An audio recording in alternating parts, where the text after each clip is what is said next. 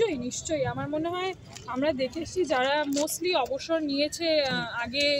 যত প্লেয়াররা আছেন তারা অনেক সময় হয়তো টিমে নাম আসেনি বা ন্যাশনাল টিমে আর ডাক পায়নি এবং সেই জায়গা থেকে হয়তো তারা ভেবে এসছে যে ঠিক আছে এবার সরে আসাই ভালো।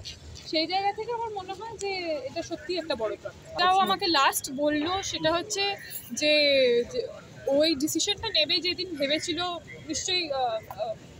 অনেক ভেবেচিন্তে সেই দিনটায় ও এই ডিসিশনটা নিয়েছিল, কিন্তু বলছে যে আমার এরকম ফিলিং আজকে এসে যেই ফিলিংটা হচ্ছে, আজকে সকালে দাঁড়িয়ে যেই ফিলিংটা হচ্ছে এরকম হবে ভাবতে পারি। হ্যাঁ আমি I am very looking forward to it to see father Sunil Chhetri, কারণ আমরা সবাই ফুটবলার সুনীল ছেত্রীকে দেখে এসেছি, আমি নিজে হাজব্যান্ড সুনীল ছেত্রীকে দেখে এসেছি, এবার আমি ফাদার সুনীল ছেত্রীকে দেখার জন্য বেশ মানে আই এম লুকিং ফরওয়ার্ড। টক দিয়ে গেছে যে বলে গেছে সবাইকে এনজয় করতে এভরি মোমেন্ট, কারণ আমরা সবাই খুব ইমোশনাল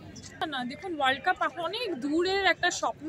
আজকে জিতলে আমরা একটা খুব সুন্দর জায়গায় পৌঁছবো যেটা ইন্ডিয়ান ফুটবল আগে কখনো হয়নি,